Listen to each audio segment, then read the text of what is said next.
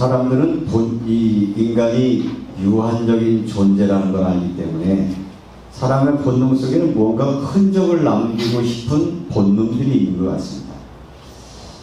그 거창에 가면 수승대라고 하는 데를 한번 가본 적이 있는데, 가보면 그 바위에 아주 한문으로 잘 이렇게 쓰여진 글들을 보게 되어지는데, 그때 그곳에 살던 사람들은 무엇 때문에 그 바위에다 그런 글을 남겼을까? 그분들은 어디에 갔을까? 그렇게 글을 남긴 사람들은 다 사라지고 없는데 남아있는 것은 바위에 새겨진 글들이 있는 거죠. 우리는 모두 삶들을 살면서 언젠가는 우리의 모든 삶을 마감하고 우리는 다 사라질 존재인데, 그렇기 때문에 마음속에 무언가 좀 흔적을 남기고 싶다라고 하는 본능이 있다고 말씀드린 것처럼, 저의 마음속에서도 언제부턴가 하나님이 저에게 주신 그 마음이 어떻게 하면 이 대구 땅에 하나님을 기쁘시게 하는 교회를 세울 수 있을까? 지금도 제 소원이 뭐냐라고 물으면, 내 목회 여정들을 다 마친 후에 여기 어떻게 하면 성경이 이야기하고 초대교회에서 그렇게 강조하고 있었던 참신앙의 공동체를 남길 수 있을까? 그게 제 마음의 간절한 소망이기도 하고 꿈이기도 합니다. 그런 마음을 담고 있기 때문에 여러분들이 읽으신 오늘 이 에베소서라고 하는 이 성경은 지금 우리가 우리의 글로 있지만 이 성경이 쓰여진 시대의 상황은 1세기의 상황이었단 말이죠. 지금으로부터 거의 2000년 전 시대에 예수가 구원자라고 믿었던 사람들은 어떻게 살았으며 무엇을 꿈꾸었으며 어떤 공동체를 이루었나 라고 하는 것에 가장 근거가 되는 것을 우리는 성경이라고 말하기 때문에 성경 말씀을 하나님의 말씀으로 인정하고 그것을 닮아가고 싶은 사람들이 모인 것, 그것이 교회다, 이렇게 말할 수 있겠죠. 그래서 이번 한 주간도 제가 모임이 있어서 좀 외지에 나가 있으면서 시간 날 때마다 책을 한 권 좀 보면서 굉장히 제 마음속에 있었던 그 궁금증들, 도대체 이 성서의 배경이 되어지고 성경에서 이야기하고 있는 이 교회가 도대체 뭘까? 오늘 21세기를 살아가는 오늘 우리의 교회의 모습과 성경에서 이야기하는 교회는 어떤 차이가 있을까? 이런 부분들을 글을 읽으면서 많은 것을 깨닫고 발견하게 됐는데, 그래서 초대교회의 한마디로 초대교회를 이야기하면 초대교회는 관계적인 교회였다, 이런 제목의 책을 읽으면서 맞다, 왜 초대교회가 그 열악한, 우리가 얘기할 때 굉장히 열악했다고 했어요. 많은 사람들은 비난과 핍박을 받는 시대였음에도 불구하고 그들에게는 믿음의 역사가 있었고, 그리고 그들에게는 기꺼이 사랑의 수고와 소망의 인내를 가지고 있는 그 교회가 세워졌던 것은 뭐였느냐? 이 교회라고 하는 것의 모임이, 교회의 의미가 바로 모의, 회중이라고 하는 뜻인데, 그들은 비록 1세기에서 3세기까지 교회 역사를 연구한 분들이 이야기하면 1세기에서 3세기까지 교회는 어떤 형태의 건물을 가지고 있지 않았어요. 그러면 이때 교회는 어떤 형태냐? 가정교회의 중심이었단 말이죠. 그러니까 장소가 문제가 되어지는 것이 아니라 예수를 구주로 고백하는 사람들이 어느 곳에 모이든지 그곳에서는 교회가 됐고, 그들이 모이는 곳에서는 예수의 삶, 예수님의 가르침을 함께 나누고 말씀 앞에 순종하며 살아갔기에 이 로마라고 하는 인류 문명의 모든 걸 지배하고 있는 이 로마 문명 아래에서 기독교가 국교까지 만들어지는 영향력을 끼쳤다라고 하는 것이 연구자들의 이야기라는 말이죠. 이렇게 3세기까지 세워졌던 이 교회의 역사를 지금 21세기를 살아가면서 우리가 그것을 보면서 우리가 꿈꿀 수 있는 주님, 정말 주님을 직접 체험했고 주님의 은혜를 맛봤던 사도들의 가르침과, 그리고 주님이 부활하시고 승천하시고 난 다음에 주님의 부활을 강력히 기다리며 재림의 신앙으로 살아갔던 그들의 신앙의 삶의 모습이 오늘 21세기 여기에도 재현될 수 있다면, 그런 교회를 세울 수 있다면 하나님 그런 교회를 기뻐하시지 않을까요? 라는 것이 저 개인적인 기도의 제목이기도 하고, 어쩌면 이 땅에 있는 많은 목회자의 꿈이기도 하고, 이 땅에 신앙 때문에 오신 여러분들도 귀하게 예수 믿고 어떻게 하면 하나님 앞에 설 때 잘했다 칭찬받는 믿음의 삶을 살아갈 수 있을까? 아마 그런 꿈을 가지고 이 자리에 오셨다고 생각이 되어집니다. 그래서 오늘 이 말씀을 중심으로, 그러면 이렇게 하나님의 은혜를 공급받았던 회중들, 교회라는 말을 에클레시아라고 하는 단어로 쓰죠. 이것은 회중이라는 말인데, 교회는 누가 교회냐? 여러분이 교회예요. 예수님 때문에 모인 사람들을 교회라고 말하는 거예요. 근데 세월이 지나면서 사람들이 소명교회 어디 있어요? 라고 물으면, 여러분들 소명교회 어디 있어요? 라고 누가 물으면 뭐라고 대답하시죠? 대명동 현충로 158번에 있습니까? 소명교회 여기 있습니다 라고 말해야 됩니다. 한번 해볼까요? 소명교회 어디에 있습니까? 소명교회 여기 있습니다. 여러분이 소명교회예요. 여러분이 가 있는 여러분의 집이 소명교회인 거예요. 여러분이 일하고 있는 일터가 하나님의 교회인 거예요. 그래서 우리는 예수 그리스도로 말미암아 하나님의 자녀된 우리를 이렇게 예배 자리로 함께 모이게 했다가, 여기에서 은혜 받은 사람들을 주님은 파송하시는 거예요. 어디로? 여러분의 집으로, 여러분의 일자리로, 여러분이 있는 곳으로 보내서 여러분에게 뭘 요구하냐? 너는 세상의 빛의 역할을 해라. 너는 세상의 소금의 역할을 해라. 라고 우리를 불러 보내셨다는 거예요. 주의 이름으로 불러서 보냄받은 사람들을 누구라고 말해요? 선교사라고 얘기하는 거예요. 선교사는 어떤 사람이 선교사냐? 언어와 문화가 다른 지역에 가서 복음을 가지고 살아가는 사람을 선교사라고 말하고, 같은 문화권과 같은 언어를 가지고 간 곳에 복음을 가지고 간 사람들을 뭐라고 말해요? 성도요, 전도자라고 말합니다. 주의 부르심을 받았다는 것은, 오늘 이게 마이크를 잡고 설교하는 목사만 주의 이름으로 부른 게 아니라, 여러분도 세상에서 복음으로 불러내시고 여러분들에게 자녀 삼으시고 은혜를 허락해 주셔서 여러분을 또다시 여러분의 삶의 자리로 보내셔서 당신의 일들을 이루시기를 원하신 것이 하나님의 소중한 것이기 때문에, 오늘 에베소서 성경을 읽으면서 여러분들은 예수님이 2000년 당시에, 아니면 사도 바울을 통해서 2000년 전에 에베소 지역에 있는 교인들에게 편지했다라고 읽으시면 안 되고, 이 말씀은 오늘 21세기를 살아가는 나에게 주시는 하나님의 음성이구나, 이렇게 봤고, 그러면 이 하나님의 말씀을 받은 여러분은, 나는 이번 한 주간 이 말씀을 어떻게 나의 삶으로 소화하고 적용하며 살아갈 수 있을까? 그런 것들을 여러분들이 매번 만들어갈 수 있다면, 여러분 때문에 이 땅의 교회는 점점 세워져 갈 것이고, 하나님을 기쁘시게 하는 교회가 여러분을 통해서 세워질 줄로 믿습니다.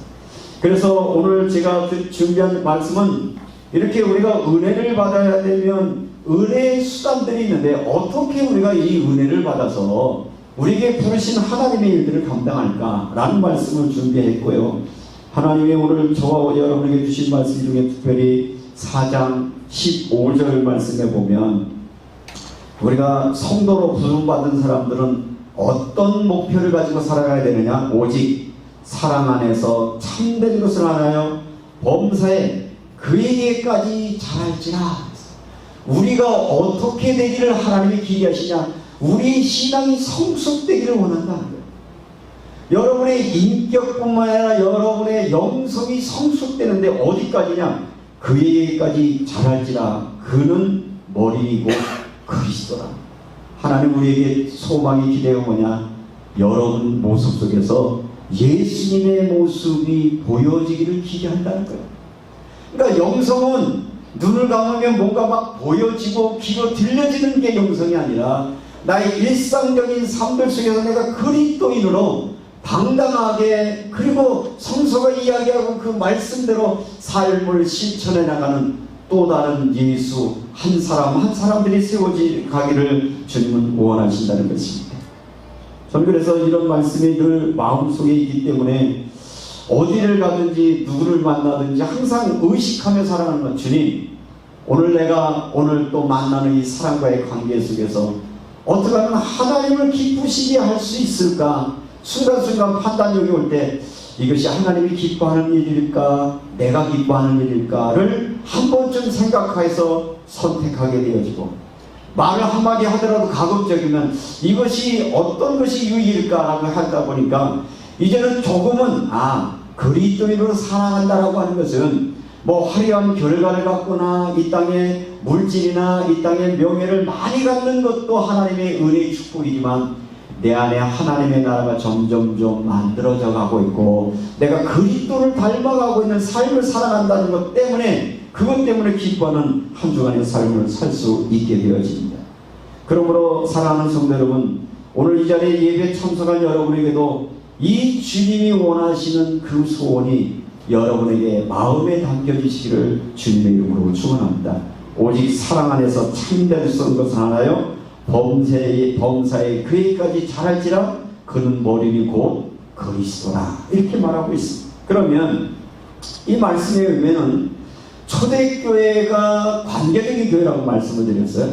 이 관계적인 교회라고 하는 이야기는 뭐냐면, 교회라고 얘기했을 때는 교회는 어떤 하나가 아니라 여럿이잖아요. 오늘 이 자리에 모이신 분들도 다양한 분들이 모이셨어요. 그죠? 다양한 분들이 모였기 때문에 다양한 사람들이 모이면 뭐가 다 다르죠? 생각과 가치관이 다 다를 수 있는 거예요. 그런데 여기서 각자 자기의 생각과 자기의 가치관을 말하면 여기는 소통이 일어나지 않아요. 그래서 우리가 여기 함께 모였을 때 우리의 머리는 누가 되는 거예요? 예수 그리스도가 되는 거예요.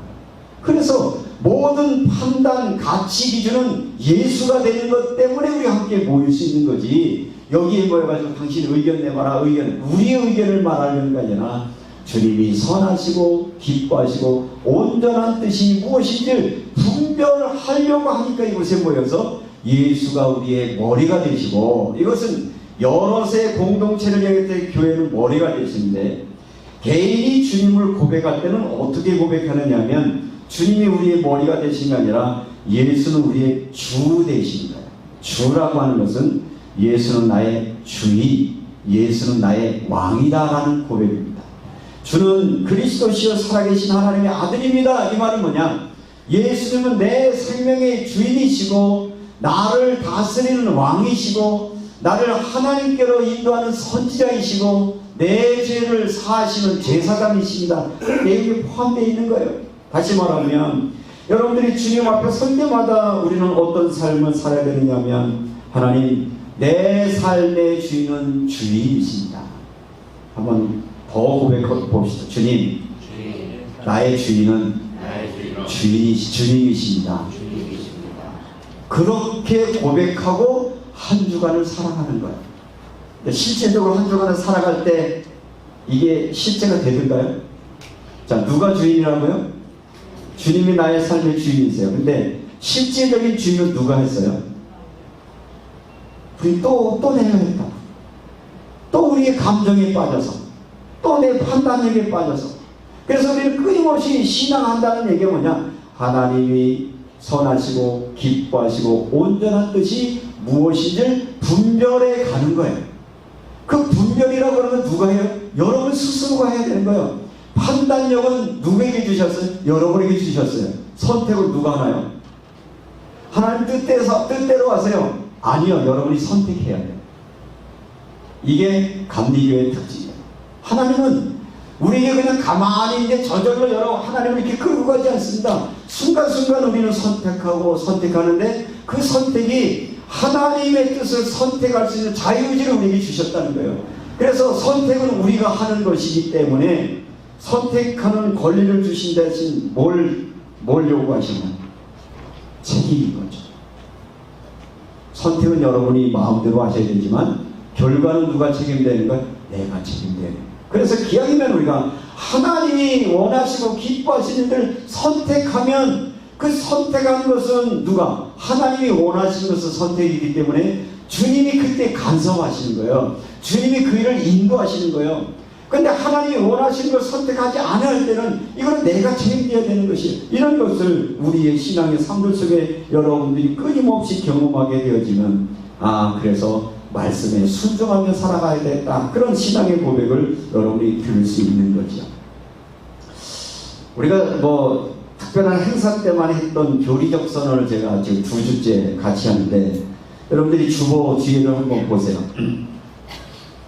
교리적 선언이라고 하는 것이 감리교 신앙 고백이라고 하는 것은, 이게 어떻게 말하면 감리교 신학을 이 안에 다 담겨져 있어요. 감리교인이 된다는 것은 이런 것을 신뢰하고 신앙합니다 라는 이야기인데, 그 중에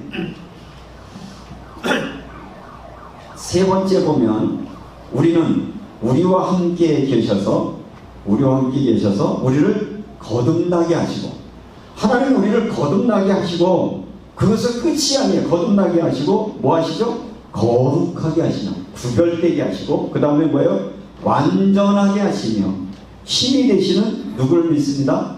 성령님을 믿습니다. 성령은 매 순간 매 순간 여러분을 거듭나게 하시고, 여러분들을 구별되게 하시고, 여러분이 그리스도의 장성한 모습으로 성장해 가도록, 주님 우리를 완전하도록 우리를 이끌어 주시는 그런 은혜를, 그런 성령님을 순간순간 인정하며 나갈 때 하나님 여러분의 삶을 다스리시고 인정해 주신다는 것입니다. 우리의 신앙의 목표는 바로 주님을 닮아가는 것입니다. 주님의 삶을 쉽게 말하면 조금씩 모방해 가는 것. 조금 더 아이의 표현을 하면 주님의 삶을 흉내내는 거예요.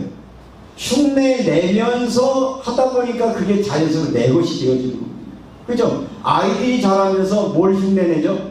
아버지 흉내내고 엄마 흉내내면서 그거 성인이 되는 것처럼, 우리 자꾸 주님을 바라면서 주님은 이렇게 하셨지, 주님은 이렇게 하셨지, 그걸 흉내내며 살다 보면 여러분이 성숙해져서 바로 주님의 삶을 살아내는 그리스도의 완성으로 달려갈 수 있다는 것이죠. 우리의 신앙의 목표는 앞에서 말한 것처럼 그리스도를 따르는 것이고, 그리스도를 따른다라고 하는 것은 그의 삶을 우리의 삶으로 살아내는 것이고, 그래서 그의 삶을 우리의 것으로 살아내는 것을 우리에게 깨닫게 하시려고 우리에게는 성만찬이라고 하는 그런 성만찬 의식을 하는데, 성만찬의 의식에는 의미가 담겨 있는데, 그 의미는 뭐냐? 성만찬의 떡은 어떻게 만들어지죠? 자, 떡은 뭘로 만듭니까? 곡식의 알갱이로 만듭니다. 알갱이를 어떻게 해야 돼요? 부수어야 됩니다. 깨트려야 된다. 그래서 떡이 되는 겁니다. 다시 말하면 예수의 삶은 뭐냐? 이 땅에 하나님의 아들이 오셔서 자기를 십자가 앞에서 완전히 깨시고 무너뜨리셔서 그 당신의 몸을 통해서 우리에게 생명을 공급하시려는 목적이 있어요. 헌신과 희생이 바로 성만찬의 의미라고 하는 것이죠. 포도주가 만들어지려고 하면 포도 열매가 깨지고 엉클어져야 돼요. 그래서 그게 타인을 위해 타인에게 공급될 때 거기에 생명의 역사가 일어나는 것처럼, 우리가 주님의 피와 주님의 살을 성만찬을 나눈다라고 하는 것은, 나도 주님처럼 나를 헌신하며 나에게 부여받은 그 하나님의 사랑을 힘입은 내가 이 땅에 살면서 주님처럼 사랑하며 헌신하며 살아가겠습니다 라고 하는 신앙의 고백이 바로 성만찬을 나누는 신앙의 모습인 것이죠. 그래서 초대교회는 모일 때마다 성만찬을 나눕니다. 주님의 몸과 주님의 피를 나누는 그런 삶을 살아있고, 이렇게 되다 보니까 교회라고 하는 것은 모든 것을 공유하고 함께 나누는 그런 공동체가 됐습니다. 그런데 세월이 꽤 많이 흘러서 지금 교회의 모습을 보면, 과연 우리 교회와 교회 안에서 성도와 성도와의 교제가 이렇게 친밀하게 일어나고 있느냐라고 보면, 요즘 교인과 교인 사이를 보면 어떤 단어가 어울릴 것 같아요? 가까이 하기는 먼 당신입니까? 그냥 주일날 한번 얼굴 딱 보는 거로 만족하고, 나의 삶에 대해서는 전혀 끌어들이고 싶거나 관계하고 싶지 않은 모습, 모일 때는 막 화려한 모습으로 막 몰려왔다가 끝나면 썰물처럼 막 빠져나가는 교회. 이거는 성서가 말하는 본질과는 너무 멀리 떨어져 있다. 그래서 제 요즘에 마음에 추구하고 있는 것은 정말 주님이 원하는 교회는 이런 것이 아니라 우리의 모임에는 서로의 아픔과 서로의 상처와 서로의 연약함을 기꺼이 사랑으로 품고 함께 나눌 수 있는 그런 공동체를 만들어갈 수 있다면 얼마나 좋겠는가. 그런 꿈을 꾸면서 오늘 예배소서 주시는 이 말씀에서 답을 얻게 되어집니다. 오늘 성경 본문의 말씀, 특별히 4절 말씀을 한번 읽어보면 4장 1절 2절을 보면 그러므로 주안에 갇힌 내가 너희를 권하노니 너희가 부르심을 받은 일에 합당하게 행하여. 어떻게 하면 되겠느냐. 우리가 교회에 오면 나 아닌 다른 성도를 볼 때 다른 교인들과 어떤 관계를 했으면 좋겠느냐. 2절에 보니까 여러분이 한번 읽어보세요. 시작. 모든 겸손과 온유로 하고 오래 참음으로 사랑 가운데 서로 용납하고. 교회는 뭐 하는 거냐. 겸손한 마음으로 모든 일들을 볼 수 있어야 돼요. 내 눈높이가 아니라 주님의 마음을 담고 사람을 보면 다 귀해요.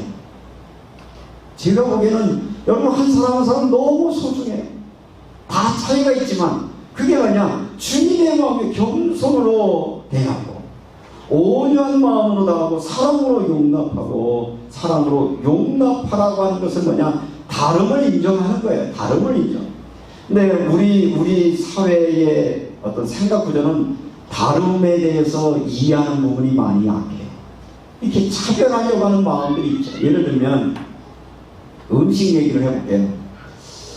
우리 러시아에서 온 분들이 좋아하는 음식이 이 기름기가 많은 음식이 있어서 제 그 음식 그 취향하고는 조금 달라요. 그래서 처음에 먹을 때 잘 못 먹겠더라고요. 근데 한 번, 두 번 먹다 보니까 조금은 이제 익숙해져요. 그래서 한때는 이걸 왜 먹어? 이런 생각이 있었는데 지금 무슨 생각이냐면 반대로 생각해 보면 우리가 맛있게 먹는 음식 저분들은 맛있게 먹나요? 매워. 짜. 뭐 이럴 거예요. 그것은 뭐예요? 틀린 게 아니에요. 틀린 게 아닌 게 뭐예요? 다른 거예요. 근데 우리는 뭐래요? 저걸 왜 해? 이렇게 말하잖아요. 그게 아니라 다름을 인정하면 되거든요. 그러니까 작게 얘기하면 교회 안에 사람이 여러 가지 삶을 보면서 우리는 모든 사람들을 여기에 보면 사람과 서로 용납하고. 교회는 뭐 하는 것이냐? 모든 사람들이 주님의 사람으로 용납되어지는 것이에요. 그래서 여기는 신분 차이나 가지고 있는 모습이나 가지고 있는 삶의 모습이 다르지만 하나님의 사랑받은 사람들이 함께 모여 서로를 격려하고 권면하고 용기를 주고 사랑으로 섬길 수 있는 그런 교회를 만들어갈 수 있다면 정말 하나님이 기뻐하시는 교회가 아니겠는가. 우리 숫자가 그렇게 많지는 않지만 그런 면에서 보면 다양성 있는 교회. 전 그런 면에서 보면 작지만 하나님을 기뻐하는 교회로 우리가 제대로 가고 있다라고 그런 생각이 들면서 여러분에게 그런 마음으로 교회 올 때마다 여러분과 또 다른 사람들을 대할 때마다 겸손과 온유와 사랑과 여러분들이 이 포용으로 우리가 모일 때마다 기뻐하고 사랑할 수 있는 아름다운 교회를 만들어가는 저와 여러분이 되시기를 주님의 이름으로 축원합니다. 이 일을 감당하려고 하면 3절이 있습니다. 평안에 매는 줄로 성령이 하나 되게 하신 것을 힘써 지켜라. 잘 안 될 거예요. 잘 안 되지만 어떻게 해라? 힘써서 지켜라. 안 되지만 그걸 힘을 쓰라는 거예요. 그러니까 하나 되게 하는 것이 여러분이 힘을 쓰라는 거예요. 그러려면 여러분이 먼저 손을 내밀어야 돼요. 여러분의 마음의 문을 열어야 돼요.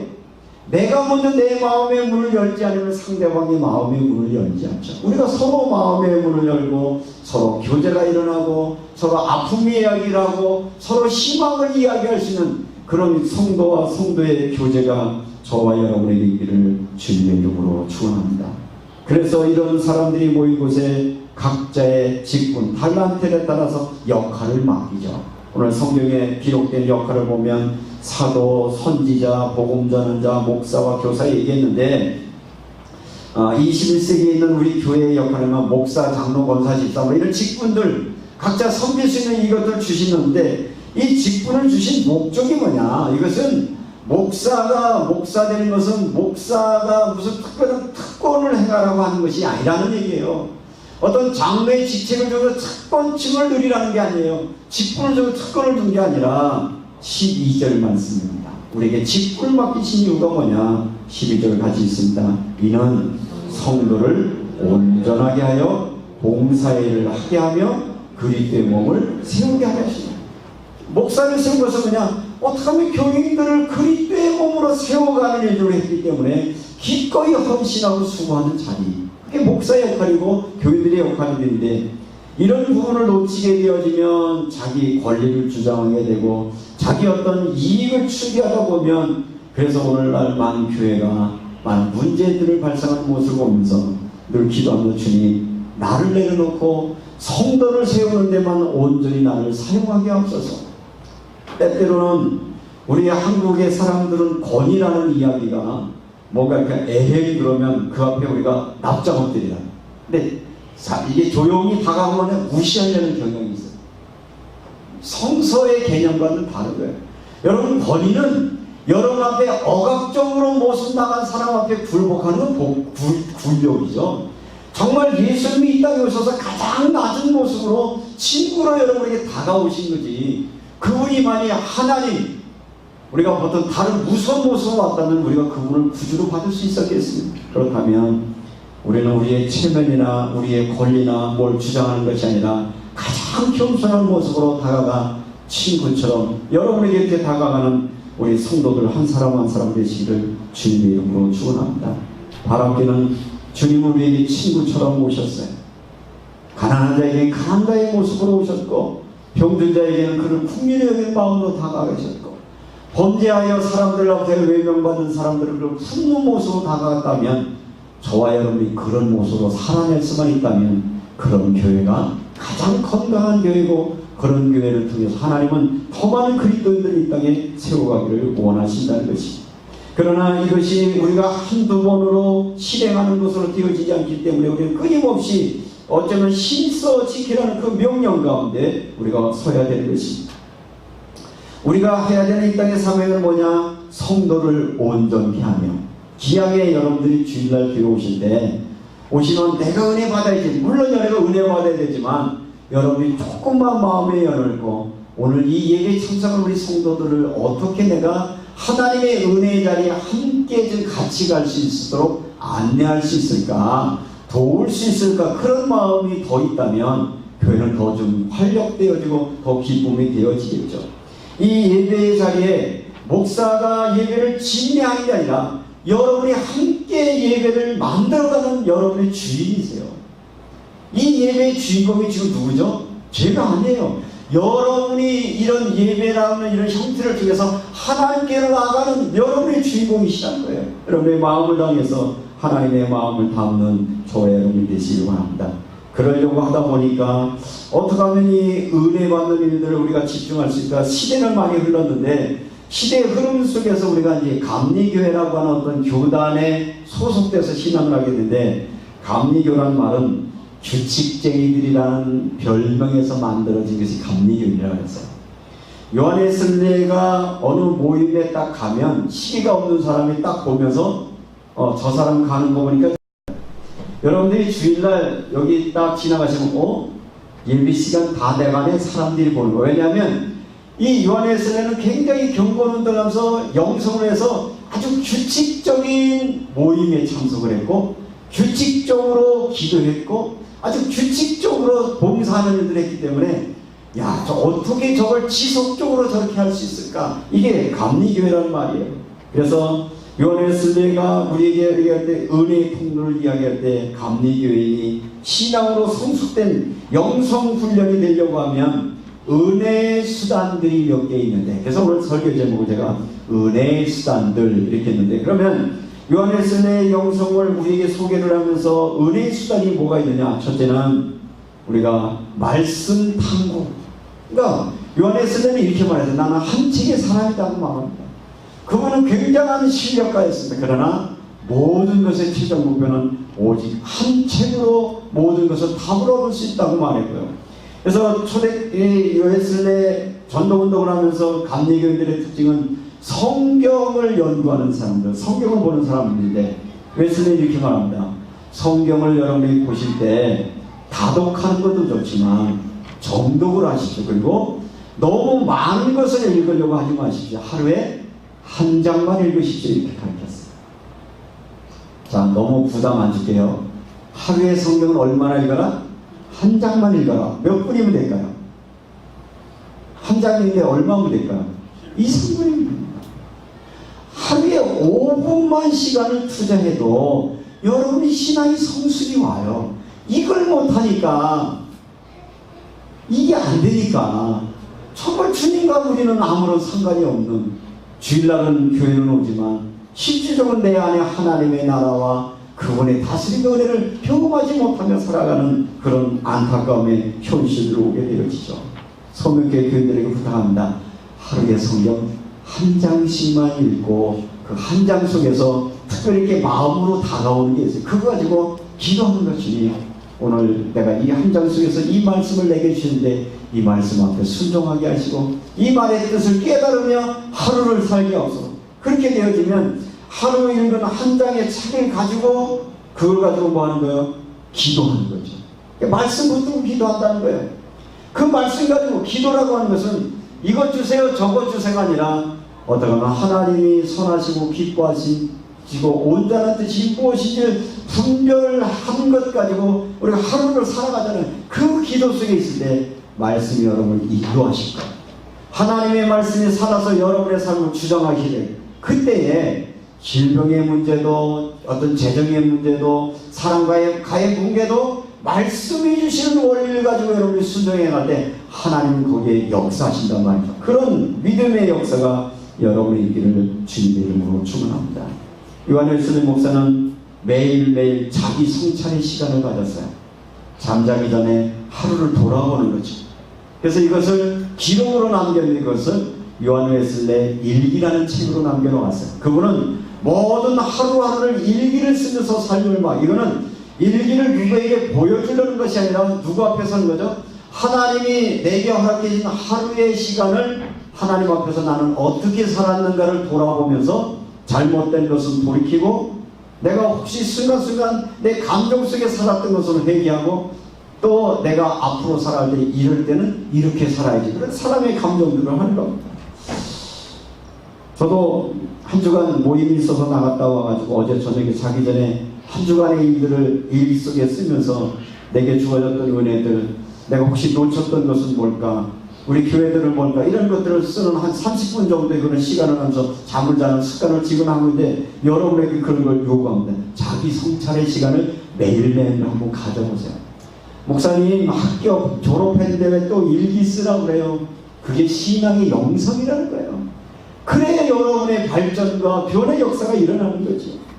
그리고 감리교회의 특징이 뭐냐? 찬송의 사람이었습니다. 여러분 하루에 찬송 몇 곡이나 부르시나요? 찬송가. 목사님 찬송가는 예배 시간이나 부르는 건 아니요. 감리교회의 특징이 뭐냐? 찬송의 사람이었습니다. 뭘 때마다 찬송합니다. 여러분이 은혜가 됐을 때는 어땠어요? 입에서 찬송이 저절로 나오죠? 은혜가 될 때. 여러분 꼭 기억하셔서 내가 찬송을 잃어버렸다면 다시 찬송이 회복되는 여러분 되시기를 주님의 이름으로 축원합니다. 지난주에도 어디 가다 보니까 참 사람들마다 귀에다가 뭘 꽂고 다니더라고. 그래서 궁금해가지고 이어폰을 한번 떼가지고 배워왔어요. 노래 듣고 있더라고. 노래 듣는 일대는 우리가 수많은 시간을 보냈는데 찬송하면서 나가는 시간은 적지 않아요. 우리 영성이 성장할 수 없는 거예요. 여러분이 가급적이면 시간 날 때마다 찬송하십시오.